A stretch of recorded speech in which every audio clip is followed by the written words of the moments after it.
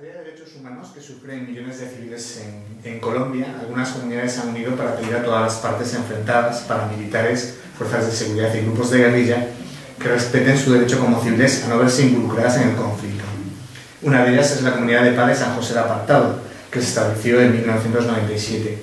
Los miembros de la Comunidad de Paz se han comprometido a no participar en el conflicto y se niegan a empuñar armas o a proporcionar información o apoyo logístico a cualquiera de las partes enfrentadas. A cambio, les piden que no entren en sus comunidades y que respeten su decisión de no participar ni colaborar con ninguna de ellas.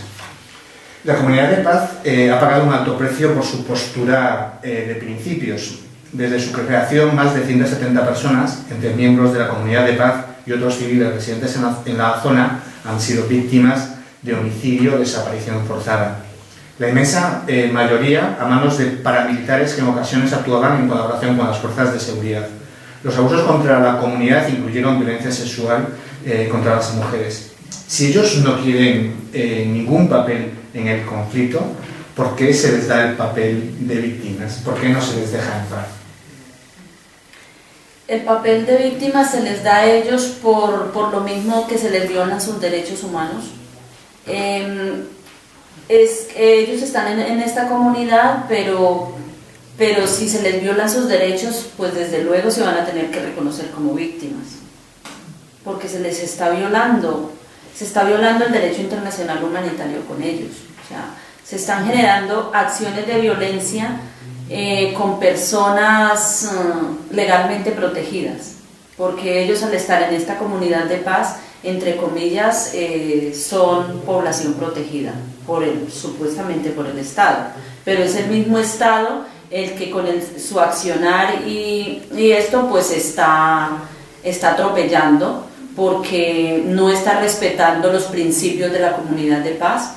Se está enfrentando con la Guardia Indígena constantemente, se están entrando a sus territorios en investigación, los están acusando de ser, de ser como que están ocultando en estas comunidades a la guerrilla, donde ellos mismos han dicho que con ninguno de los grupos no quieren tener, pero el mismo Estado ha dicho que allí lo que se tiene es, como hablándolo así, como escondite a la guerrilla entre las comunidades, y es la manera como ha desvirtuado las comunidades de paz. La de San José de Apartado, ha habido otra en la Sierra Nevada, que también ha sucedido lo mismo. O sea, ellos han violentado los principios de los tratados que se han hecho con ellos. O sea, el Estado colombiano no respeta ningún tratado que se haga, ni con ninguna comunidad, ni con la Guardia Indígena, ni con nadie. O sea, ellos hacen unos tratados de momento, son momentáneos, pero ya después ellos mismos echan abajo todo. ¿Qué son los falsos positivos?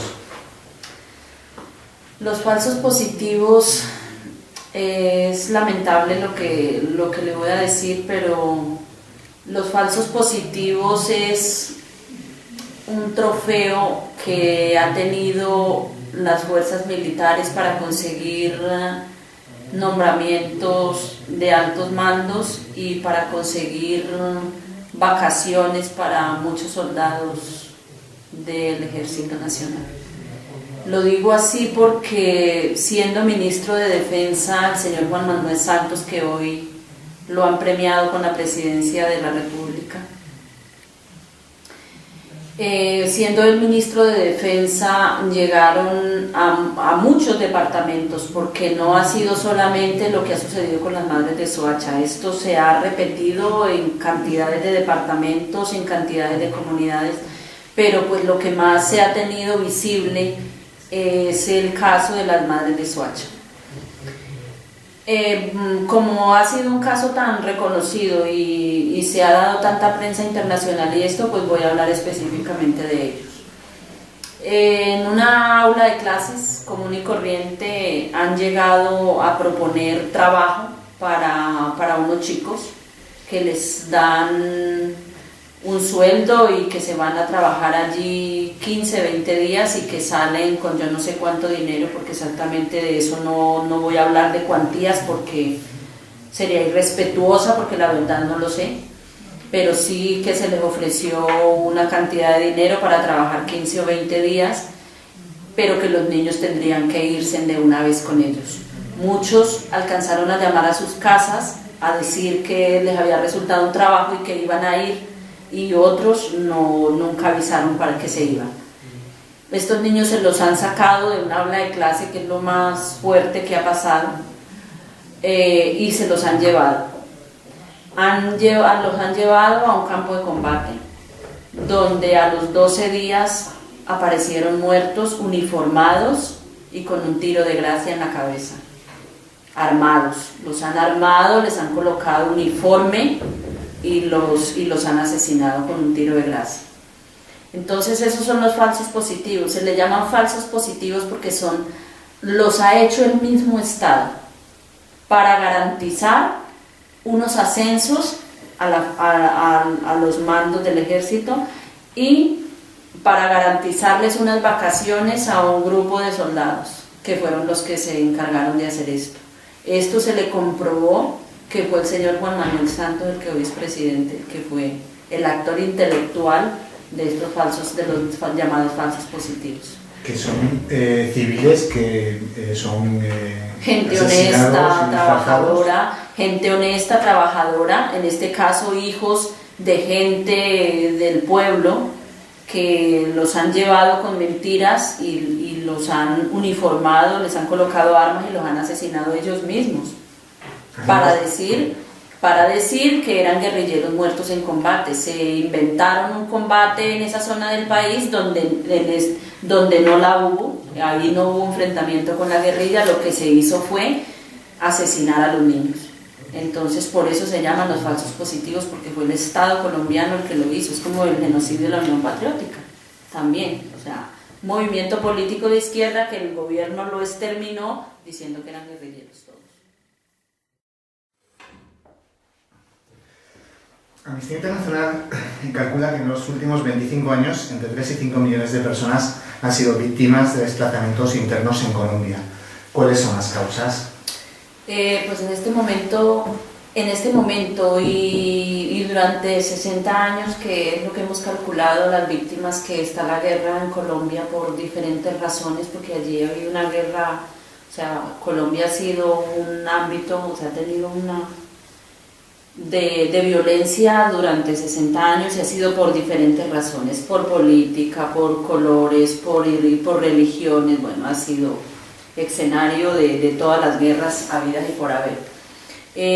Pues lo que pasa en Colombia en este momento y el mayor factor del cual se denomina la guerra en este momento en Colombia es por la tierra y por los recursos naturales. O sea, miles y miles de hectáreas han sido despojadas por los terratenientes en Colombia, por los paramilitares, por la fuerza pública, para entregarle nuestros territorios a las multinacionales a las cuales los han vendido. Entonces, el mayor factor de desplazamiento en este momento en Colombia es por la tierra. O sea que en el conflicto armado las causas no son causas o pueden no ser causas políticas, sino que son políticas, pero también es por el anhelo a la tierra. Es por el anhelo, por la posesión de la tierra. ¿Por qué hasta ahora no se encontró en Colombia una solución a un problema que dura tanto tiempo, como son los desplazamientos forzosos, y que tiene consecuencias tan terribles para millones de personas, entre las que están niños y niñas? Lo que pasa es que está muy claro que al Estado colombiano no le conviene que la guerra se acabe. Desde luego los estados se lucran de las guerras y con esto se sostienen. Por A o por B razones, pues tienen unos apoyos internacionales ahí porque son países en conflicto y porque hay muchas víctimas, entonces se da mucho lo del apoyo internacional. Entonces, esto de que la guerra se acabe no le conviene al país. Esto de que se mantenga para ellos pues es un lucro y de esto se sostienen. Entonces no van a... Por mucho que la población civil y mucho que los defensores de derechos humanos y las organizaciones y esto hagamos, pues siempre va a haber como un cúmulo muy alto de lo que es el poder político y económico que va a estar ahí. Y más que ahora, por ejemplo, han combinado todos los factores de violencia con el narcotráfico, pues eso también ha hecho que también se quiera mucho el anhelo de la tierra para cultivar el cultivo ilícito y para todo esto. Entonces los productos de Pancoger en Colombia pues ya están, podemos decir que en vía de extinción, o sea, ya la gente no está cultivando lo que cultivaba antes. Uno, porque si estamos viendo en este momento la crisis cafetera que hay en Colombia, pues es muy desgarrador todo lo que se está haciendo con los campesinos. Y bueno, lo otro es que los cultivos de Pancoger en este momento pues están siendo utilizados para el biodiesel, que en biodiesel, por ejemplo, aquí yo me quedo alucinada cuando dicen que biodiesel es vida. Para nosotros, yo pienso que en América Latina, no solamente en Colombia, el biodiesel para nosotros es muerte y desplazamiento, porque pues para las grandes plantaciones de palma se está desplazando muchísima gente, y para que la gente se desplace pues hay muchas muertes también. Ha corrido mucha sangre en Colombia a raíz de los megacultivos y de los megaproyectos. Si no he entendido mal, en Colombia el conflicto se alimenta o se nutre porque hay personas, organizaciones o lo que sea que sacan partido económico o sacan partido de que exista el conflicto.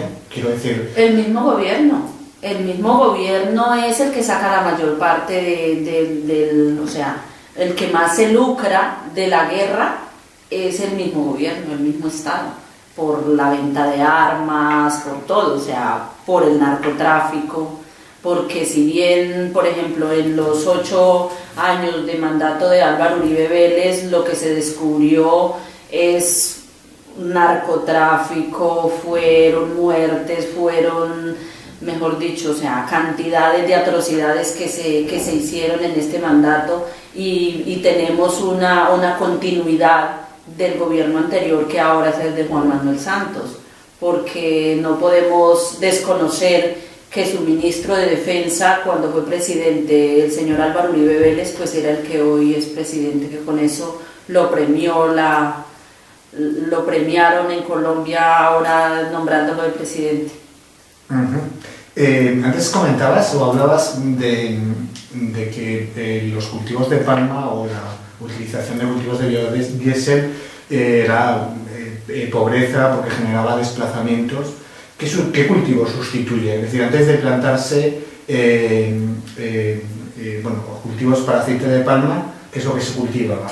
Maíz, arroz, frijol, o sea, todo lo que es verduras, hortalizas. Si bien Colombia es un país intertropical, donde tenemos todas las temperaturas, pues en un departamento se cultiva una cosa, en otro otra, y pues la concentración de los megaproyectos y de los megacultivos pues ha hecho que la gente, pues también los pocos campesinos que quedan en el campo, los minifundistas en este momento también están optando por tener cultivos como a gran escala para poder tener un poco de competencia con los grandes, porque es que los grandes terratenientes pues han consumido a la miseria al pequeño agricultor. O sea, la agricultura en Colombia está en vía de extinción, y lo que pienso es que, bueno, nosotros que hemos sido criados en el campo, miramos que con lo que cultivamos y con lo que hacemos en el campo le aportábamos a la paz de nuestro país, porque lo que vemos es que donde hay comida hay paz, y donde hay hambre hay guerra. Entonces pues de ahí se radica mucho que haya tanta guerra, porque la gente está sobreviviendo, entonces después de estar en el campo donde cultivábamos, donde teníamos al alcance de la mano el producto para comer, y llegar a la grande ciudad donde solo vemos moles de cemento, donde no miramos dónde vamos a cultivar la mata de maíz, dónde se puede, sino que nos encontramos con un monstruo de cemento donde de verdad todo es tan ajeno para la gente del campo. Pues esto es bastante cruel. Es como la primer crueldad que se vive con el campesinado colombiano. El enfrentarlo, el enviarlo, el arrojarlo de su entorno natural a vivir a una mole de cemento. El mercado era un mercado de productos, de productos para consumo, hortalizas, comentabas. Supongo que se dirigía al mercado local y también al mercado interno de Colombia, ¿no? Claro. Y esos productos que se vendían antes en el mercado local o interno que se cultivaba en Colombia, ¿cómo se reemplaza? ¿Qué es lo que reemplaza? Pues es muy complicado, porque en este momento una de las cosas que han sustituido eso es el Tratado de Libre Comercio con Estados Unidos. O sea, mucho de lo que nosotros producimos en Colombia, o sea, nosotros tenemos unos productos muy naturales, muy buenos, de excelente calidad, pero no los consumimos en Colombia, porque si los cultivan allí y los consumimos allí mismo, no van a tener el precio que tienen a mandarlos al extranjero. Entonces nosotros producimos productos muy buenos de primera calidad, y los que lo disfrutan son otros. Y a nosotros, a Colombia, con el Tratado de Libre Comercio que se hizo, nos están enviando la basura de Estados Unidos. Todo lo que en Estados Unidos no sirve, lo que allí rechazan, entonces lo mandan para Colombia. O sea, Colombia es el basurero de Estados Unidos.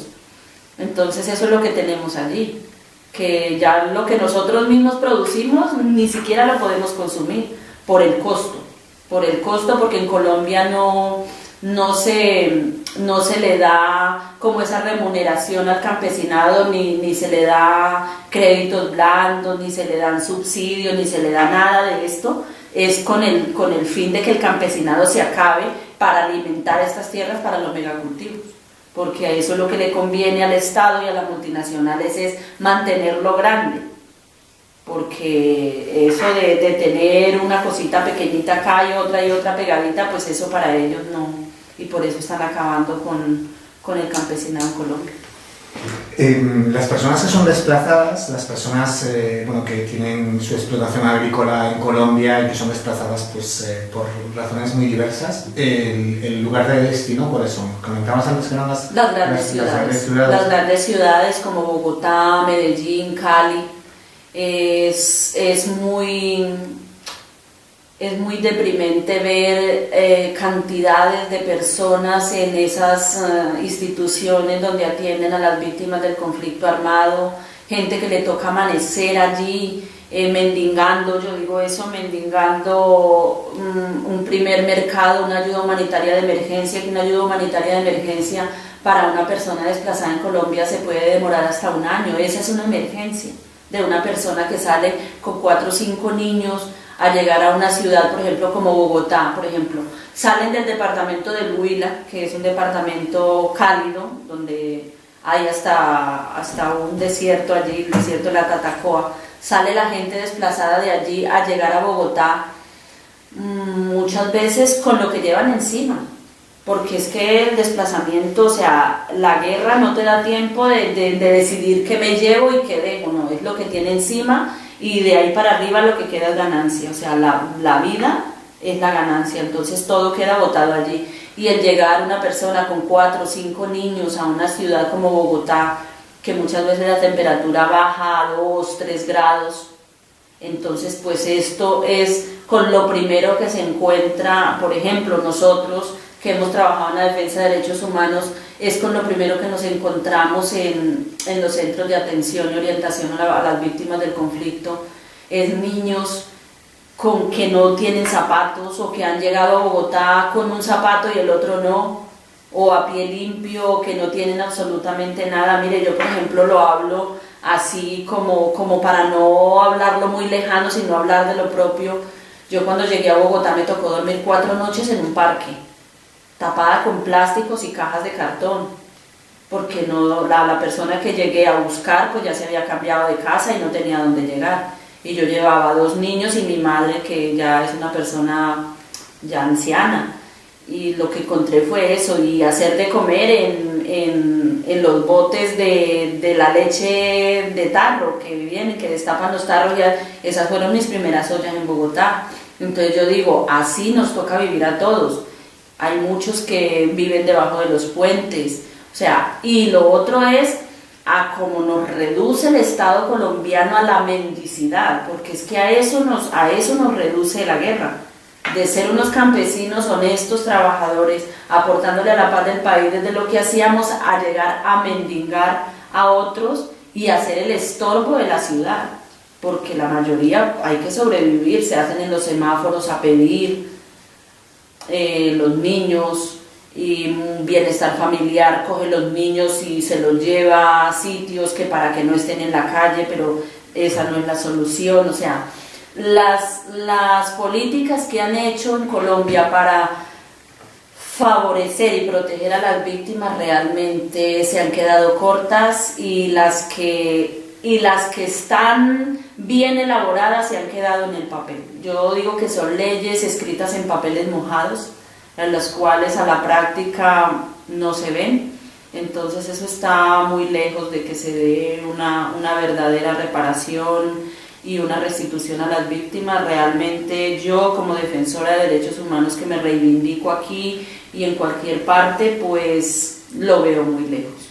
Mientras no se le diga la verdad al país, mientras no se sepa la verdad y se conozca el trasfondo de la guerra, aquí no va a haber realmente una reconciliación. Y mientras no se le pregunte a las víctimas realmente qué se quiere para la reconciliación, no hay nada, porque aquí se le ha preguntado a los victimarios qué quieren para la reconciliación, pero a las víctimas no.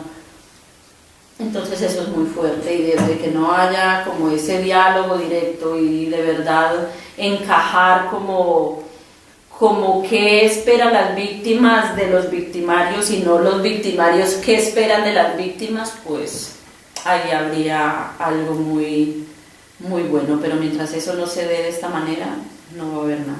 O sea, que los niños que llegan a Bogotá no son escolarizados, no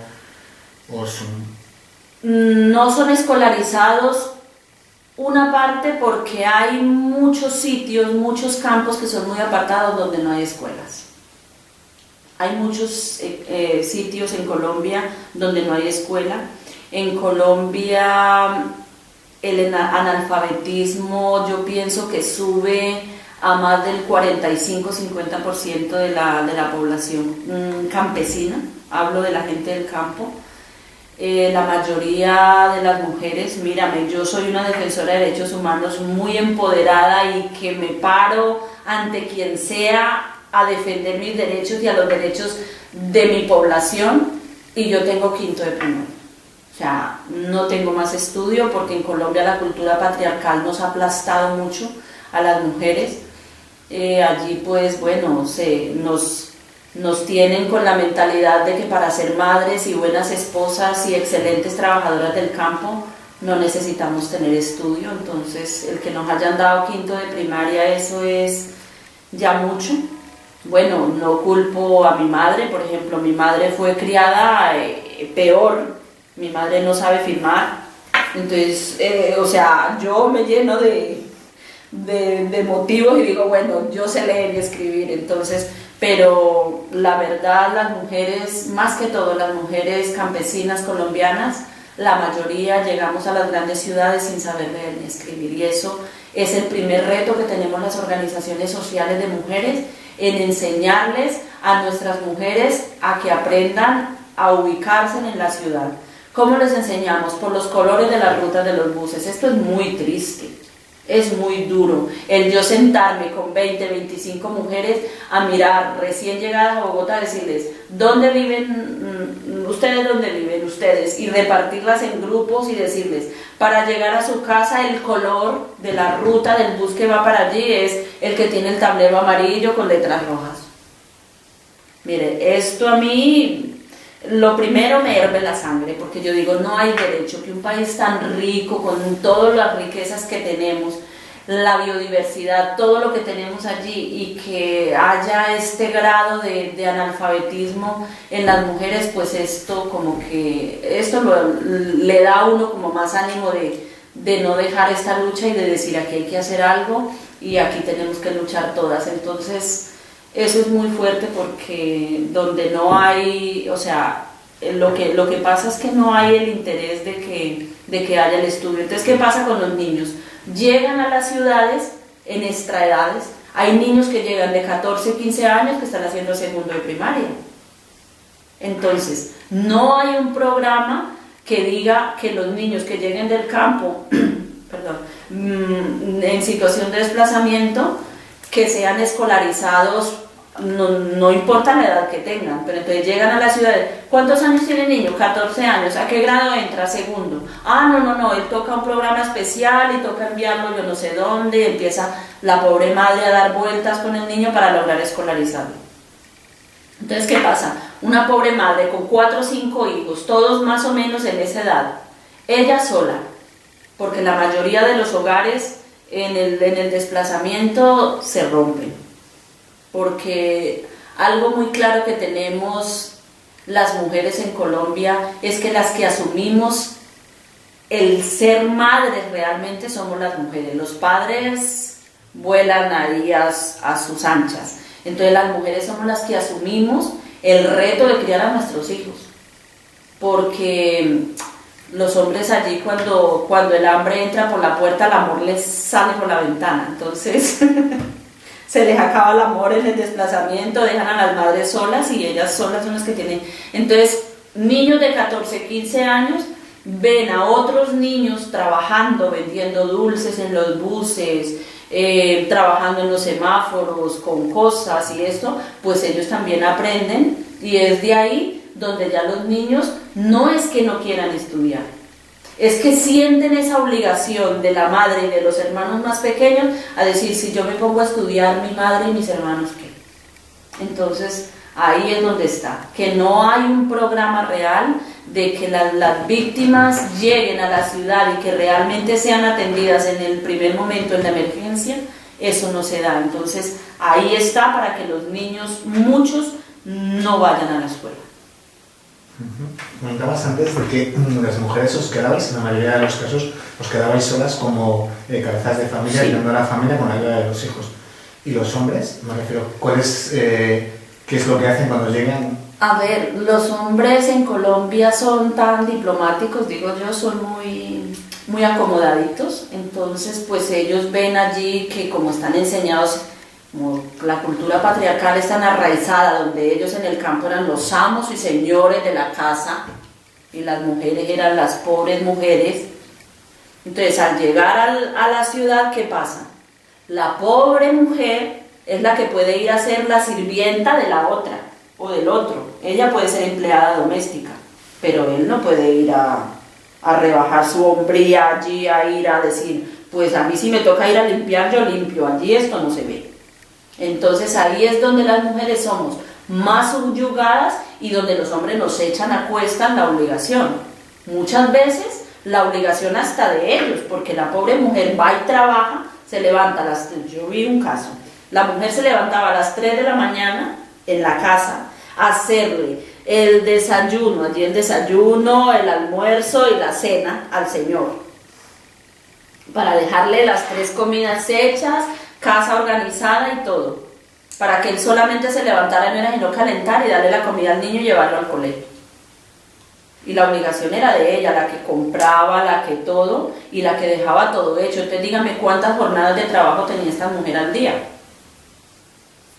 El de levantarse a las 3 de la mañana a dejar su hogar en orden, a dejar niños bañados, porque no los bañaba ella antes de irse. Salía a las 5:30 o 6 de la mañana a servirle de empleada doméstica a otra mujer, que en las grandes ciudades se da esta jerarquía de que, como la cultura patriarcal es tan arraizada, entonces la que se ha criado en la ciudad se cree con derecho también de ponernos la pata.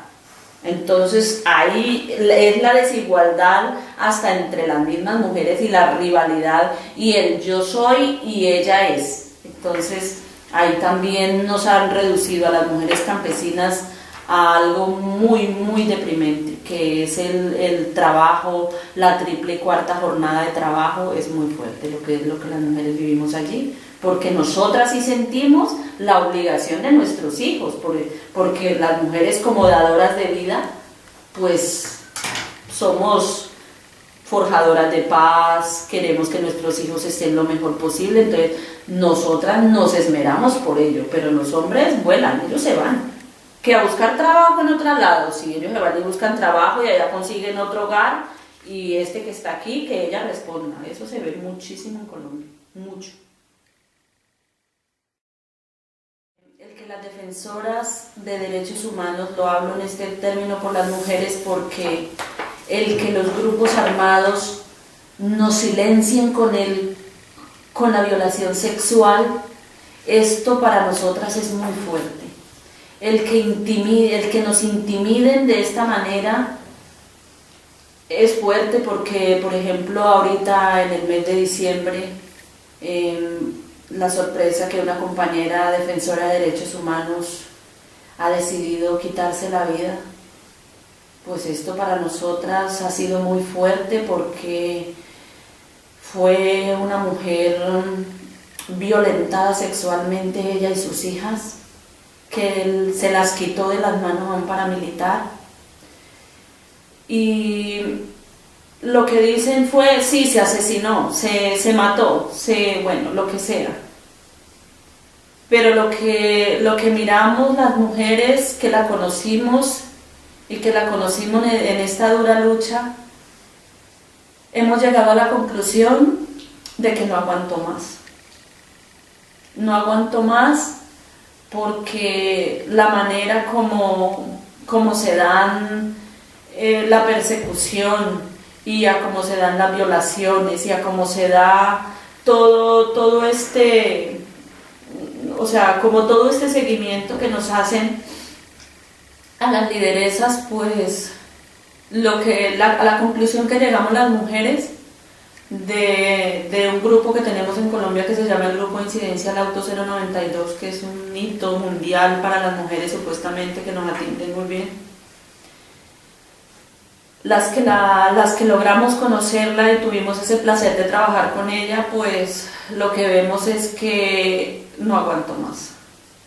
No aguanto más y no sabemos qué presión le tenían encima a ella. Y decidió quitarse mejor la vida a ella.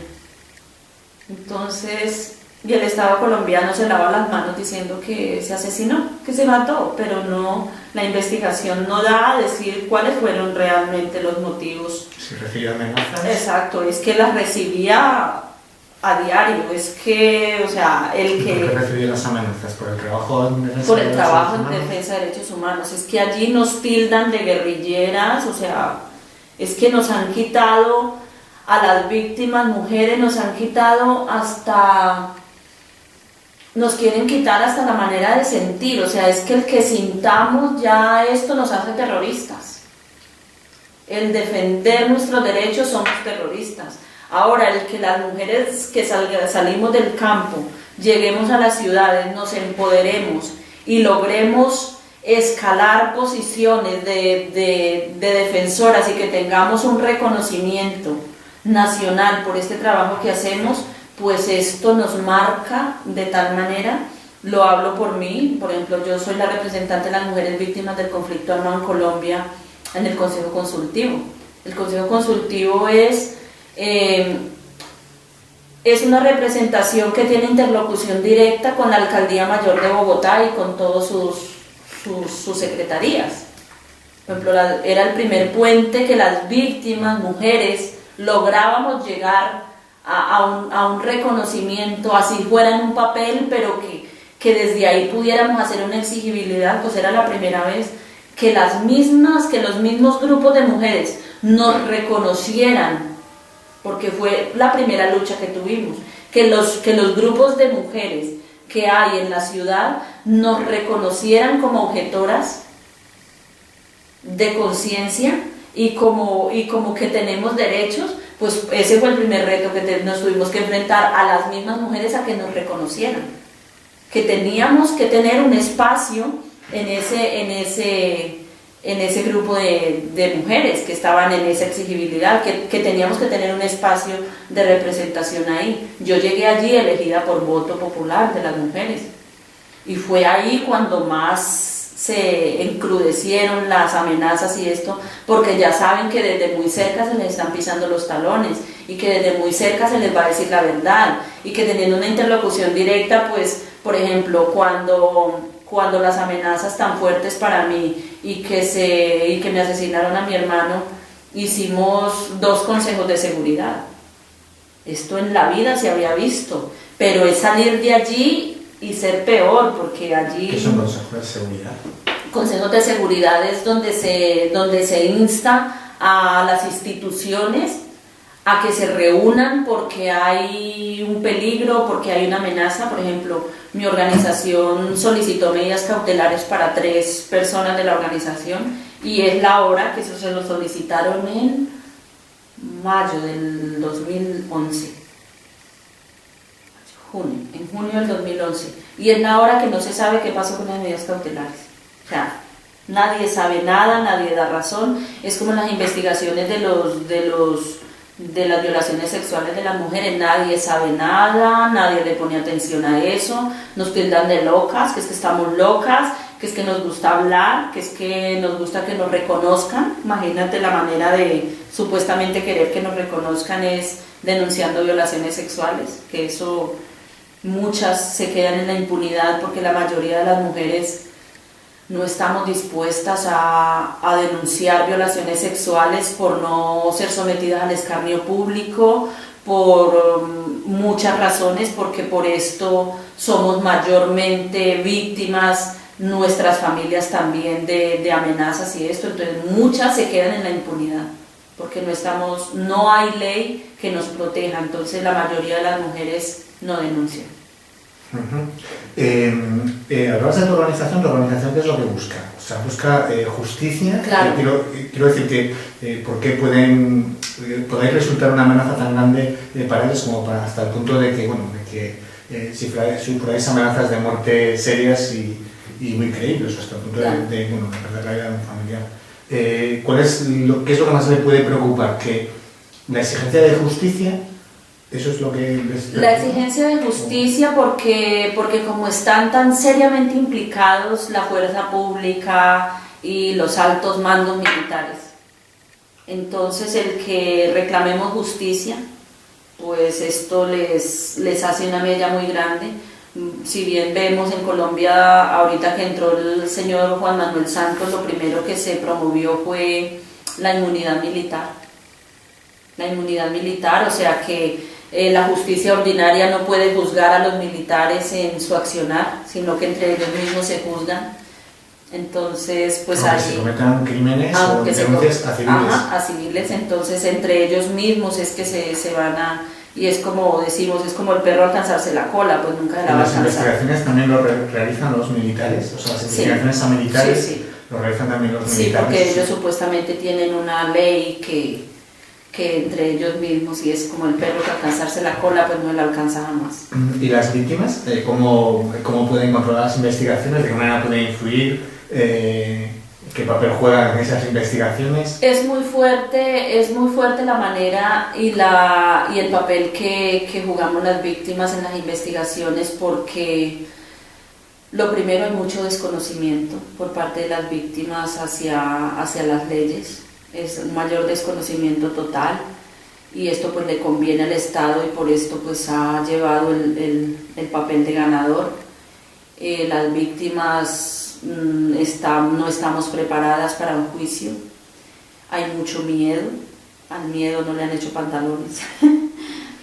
Pero también habemos unas que decimos que tampoco podemos permitir que el miedo nos mate la conciencia, y pues por esto hemos hecho frente a esto, y bueno, nos han matado a muchos y a muchas, y bueno, ha pasado lo que ha pasado, pero lo que se ve es que que la desigualdad la desigualdad que hay entre el victimario y la víctima es tajante, o sea, es muy grande. Los procesos requieren de mucho dinero para salir avantes. Las víctimas llegamos a las ciudades a la mendicidad, entonces no hay cómo enfrentar los costos de un verdadero proceso, decir, pues miremos y que le hagan. Por ejemplo, en muchas comunidades, en una comunidad, por ejemplo, del Huila, sucedió que le dieron un poder a una abogada y la abogada dijo, esto hay que hacerle y esto, y la abogada duró 3 meses en la investigación y la asesinaron. Y de estos chicos para el reconocimiento de vecindad, porque es que hay muchos sitios donde no hay títulos. Allí se respetaba tanto la palabra y la palabra era ley, entonces muchas cosas están ahí, empezando por mi propiedad está en la palabra, pues ahí no hay nada. Y supongo que en muchas tierras de muchos campesinos, de los propios indígenas, que los papeles funcionan en las sociedades occidentales, pero en otras sociedades no tienen necesariamente por qué reconocerse la propiedad a través de un papel, sino que lo reconocen. El gobierno del presidente Juan Manuel Santos, que tomó posesión en agosto de 2010, ha prometido abordar la crisis de derechos humanos y ha promulgado la denominada Ley de Víctimas y de Restitución de Tierras. Esta ley posibilitará que las tierras sean devueltas a sus legítimos propietarios. Yo siempre tengo un dicho, mi lenguaje es técnico campesino, yo soy muy campesina, lo que yo digo es que no quiero ser ave de mal agüero. De verdad que yo quisiera, y el anhelo más grande mío como defensora de derechos humanos es eso, de que las tierras se restituyan, de que se le entregue las tierras a las personas que han trabajado durante toda la vida el campo. Eso fuera una maravilla. Pero del dicho al hecho hay mucho que decir, porque si vemos, Colombia es el país de las leyes. No solamente la ley de tierras, allí hay ley, mejor dicho, si nombramos las leyes es que no acabamos. Allí hay una ley para cada cosa. Hay un problema y ¡pum!, una ley. Lo tapan con la ley. Van a mirar en el papel, qué maravilla de ley. No, imagínate. Pero son leyes que, como ya te decía antes, están en papeles mojados, que no, ni las conocemos. Hay muchas leyes que no se conocen en Colombia. Hablan de esto, del otro, y uno dice, pero ¿y qué es eso? Y va uno a mirar, y sí, es cierto, hay una ley, pero ¿y quién la conoce? Nadie. La conocen ellos. Es más, en Colombia primero hacen la trampa y luego acomodan la ley a la trampa. Entonces eso es muy fuerte. Por ejemplo, esa ley de tierras, lo primero que vemos es que el gobierno de Juan Manuel Santos es la continuidad del gobierno Uribe. Eso está muy claro, porque como ya te decía antes, era su ministro de Defensa y tienen conocidos todos sus tentáculos y todo ello lo tienen muy claro. Tienen una política de gobierno neoliberal total, de ultraderecha, muy sobre la mesa. Eso no se lo pueden ellos esconder, ni al país ni a nadie. Que tienen una mentalidad destructora y una mentalidad posesiva y unitarista, o sea, para ellos, lo que puedan abarcar para ellos. Entonces, lo que se les sale de las manos a ellos es lo que de pronto dejan por ahí caer y es lo que se imaginan para los demás. Entonces, mientras no se piense en un bien común y en una igualdad, pues no hay nada. Lo que se ve es que lo que se tiene en mente es convertir a Colombia en un país de megacultivos, de megaproyectos. O sea, ellos tienen una mentalidad muy en grande. Pero lo que decimos es que si esa mentalidad tan en grande que tienen fuera para engrandecer al chico, pues estaría maravilloso. Pero la mentalidad en grande solo la tienen para ellos, para los que tienen dinero, y para darle entrada inclusive a la gente y a las multinacionales que ni siquiera son del país. Entonces lo que decimos es que allí lo que vemos es que como como esta mentalidad con la que nos han tenido toda la vida del campesino, y que el campesino es pobre, y que el campesino es eso, la gente se lo ha creído, no lo hemos creído. Digo, no lo hemos porque me incluyo, no lo hemos creído, que éramos pobres los campesinos, que pobrecitos, y que esto y pues esa pobreza nos la han metido en la cabeza y nos la hemos creído, y de eso se ha aprovechado el Estado para jodernos ahora. Entonces, pues esto es, ahí sí como decimos, blanco es, gallina lo pone. Entonces, lo que se ve es que la ingenuidad y el desconocimiento nos ha hecho más víctimas, porque nunca nos preparamos para enfrentarnos a este león feroz que se nos venía encima, que eran las multinacionales.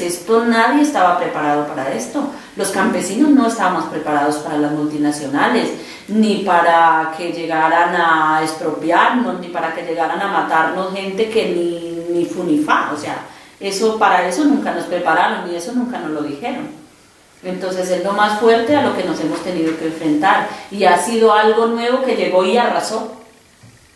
Son multinacionales con mucho poder económico, pero decimos, son multinacionales que han llegado al país, pero porque el señor Estado les ha abierto la puerta, porque ellos no han entrado de ilegales, ni han tenido que tener una guerra contra nadie para poder entrar. Ellos han encontrado la puerta abierta, y la puerta la ha abierto el Estado. Entonces, por eso el mayor culpable de todo lo que ha pasado en Colombia, por acción o por omisión, es el Estado colombiano. O sea que en tu opinión, las empresas multinacionales que operan en el país no respetan los derechos humanos, contribuyen entonces, piensas dicen que existan violaciones de derechos humanos. Dicen respetarlos y se ufanan de ello. Además se ufanan porque, como ya le decía, lo del biodiesel lo trabajan multinacionales, Iberdrola, bueno, ya las conocidas, y esto que muchas son inclusive hasta de aquí de España. O sea, que existen desplazamientos forzosos en Colombia debido a proyectos de minería, por ejemplo, hay departamentos enteros como son Huila y Tolima, que en este momento los han expropiado para explotar la minería, el oro. Hay mucho oro en este territorio y nos han expropiado por el oro. Entonces hay una multinacional canadiense que está explotando las minas a cielo abierto, acabando con los ríos, porque para explotar la minería se utiliza mucho cianuro y mucho químico, que es matar la vegetación y es matar todo. Entonces están utilizando esto. Entonces lo que hacen es eso, y las multinacionales, pues lógico, las multinacionales se ufanan de respetar los derechos humanos, y es que se llenan la boca. Pero decimos, ¿será que son tan ingenuos al saber que van a llegar y van a encontrar unos territorios productivos donde no vive nadie? Eso no se lo cree nadie, eso no se lo creen ni ellos. Pero se lo hacen creer al mundo que así es. Llegan a explotar una mina, por ejemplo, en el Tolima y en el Huila, en este momento están explotando minas a cielo abierto. Como ya te decía, envenenando ríos y acabando con todo. Y parece que de eso nadie supiera nada. Pero en los medios de comunicación, por ejemplo, en Facebook, en Twitter y en esto, uno entra y, por ejemplo, coloca en este momento represa el Quimbo Huila, y ahí sale. Lo primero que sale, la primera portada es cómo están sacando la gente de allí para hacer esta represa. Entonces yo digo, no es un secreto. Lo que pasa es que no hay peor sordo que el que no quiere oír. Y mientras no se quiera oír, pues sencillamente no se oye. Entonces, pero las multinacionales han hecho un daño grandísimo al país. Pero como ya te decía, es porque han encontrado la puerta abierta. Mejor dicho, el culpable número uno por acción o por omisión es el gobierno colombiano. ¿Se instalan las multinacionales o las empresas? Bueno, las multinacionales se están instalando en territorios, también en territorios que pertenecen a los pueblos indígenas, porque Colombia tiene una riqueza indígena. Claro, el Huila se está despoblando mucha población indígena en la Sierra Nevada Santa Marta. O sea, muchos pueblos indígenas han sido sacados totalmente de sus resguardos, han sido expulsados a las grandes ciudades y ellos sí que llegan a ser los mendigos, porque son personas que ni siquiera saben el idioma. Son personas que son colombianos pero no hablan español, ellos se comunican en su idioma, allí en sus territorios, en sus resguardos. Estas personas sí que les ha tocado más difícil, al llegar a las ciudades donde nadie los entiende, donde no están enseñados a usar ropa. Son personas que viven en su ámbito natural. Para ellos ha sido mucho más difícil. ¿Y de qué forma? ¿Se oponen a los desplazamientos? Claro, o a las ellos se oponen como primitivos en sus territorios, se ponen de frente, y además que son personas que no usan armas. Son personas que para ellos tienen una guardia indígena, pero lo que tienen es un bastón de mando, es un palo. Imagínate a enfrentar a los paramilitares y al ejército, una guardia indígena a palo. Eso es, o sea, la desigualdad es vista y es latente, y da mucha pena, da rabia y da coraje de cómo se ensaña la fuerza pública contra ellos, a pegarles, a sacarlos con gases lacrimógenos, cosas que ellos en la vida habían siquiera escuchado nombrar. Entonces es la manera como utilizan la fuerza de las armas y del poder de los uniformes para intimidar y para poder despojar a ellos, inclusive hasta de sus creencias, de su entorno. Si bien uno el desplazamiento lo asimila, yo asimilo mi desplazamiento como cuando una retroexcavadora agarra un árbol por el tallo y lo saca con raíz así a la fuerza y llega a otro sitio y lo sacude. Vuelan frutos, flores, de todo. Algunas frutas caen en sitios donde vuelven a germinar y vuelven a coger vida, pero hay unos que mueren. Así nos pasa a nosotros. Yo asimilo el desplazamiento como eso, como un árbol que ha sido arrancado a la fuerza de su entorno natural y llevado a un sitio que ni siquiera se imaginaba. Yo asimilo el desplazamiento así. Es muy duro. El desplazamiento en Colombia no hace excepción de personas. Han habido muchas personas que han tenido cargos públicos importantes, que han sido también sacados de allí por una o por otra cosa. Los han asesinado, los han descuartizado. O sea, en Colombia la guerra ha sido muy cruel. Hay, por ejemplo, paramilitares que han sido muy sanguinarios en su accionar y en su mandar, en el hacer cumplir, en el hacerse sentir. Entre yo más malo, dirán ellos, entre yo más malo sea, pues más me reconocen. Por ejemplo, cuando se usaron las motosierras en Colombia, no sé si habrás escuchado hablar de las motosierras, para partir la gente, partían la gente con motosierras. Y la empacaban en sacos de arena, la mitad de un cuerpo aquí, la mitad del otro, y llenaban arena y echaban otro medio y al río. Los ríos en Colombia están llenos de víctimas que nunca iremos a encontrar. Entonces dime, ¿dónde está la verdad del país? ¿Dónde está la verdad para el país? Mientras no haya verdad. Sí, la verdad es que me asusta terriblemente. Además, que afecta a tantas personas, porque es que en Colombia 27.000 desaparecidos, sí. Que son muchos desaparecidos, y más de... No, hay más desaparecidos. O sea, la cifra real de los desaparecidos no está. Ni la cifra real de los desplazados tampoco está. Nosotros le creemos a un organismo defensor de derechos humanos que es CODES, y las cifras de CODES registra más de 5 millones de desplazados.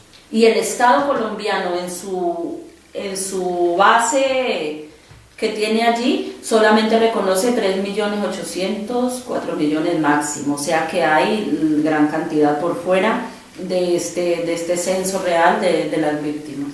Entonces eso no hay una verdad sobre eso. Pero incluso la cifra más pequeña, la menor, la de 3.800.000, ya es una cifra exagerada para claro, un país. Claro. Se desplazan 3.800.000 personas por un conflicto un armado, país donde hay 38 millones de habitantes, Sí, es una décima parte. Exactamente, es una décima parte, pero bueno, se afanan ahora de decir con esta ley de víctimas y restitución de tierras, pues que todo lo que se ve en esta ley de víctimas y restitución de tierra es que nos piden a las víctimas que perdonemos, pero que además olvidemos. Es el perdón y olvido total.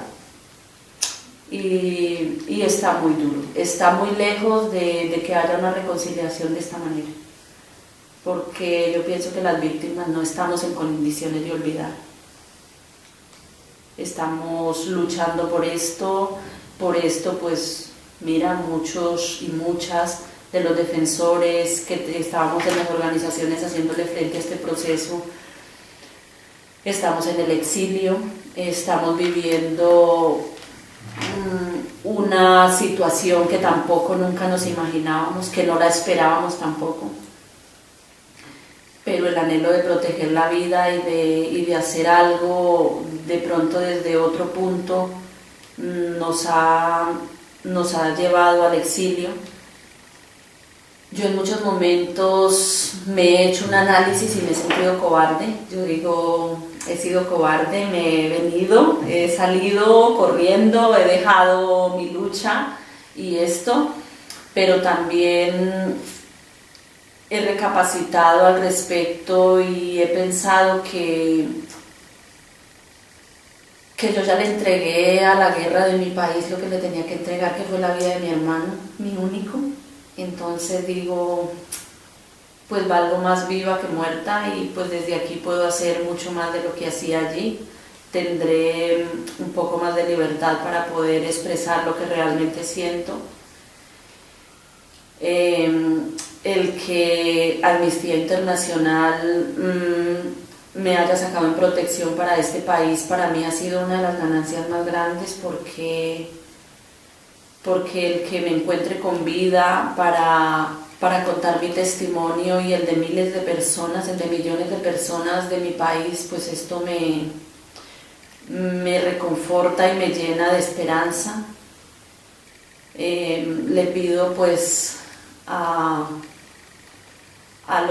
las personas que son socios de Amnistía, a los voluntarios y a todos que esta luz encendida de Amnistía Internacional nunca se apague, que al contrario crezca, porque es la luz de esperanza para los defensores de Colombia y del mundo entero, porque sé que no solamente los colombianos llegamos aquí en protección, porque son muchos los países que como Colombia estamos viviendo una cruel guerra y en todas vemos que es la desigualdad social y en todas las guerras veo que somos las mujeres las mayormente afectadas, y el que Amnistía Internacional ponga la mano en estos países y que se hagan estas investigaciones tan profundas como las que hace Amnistía en estos países, de verdad que nos llena de mucho ánimo y de mucho aliento para seguir adelante y seguir esta lucha.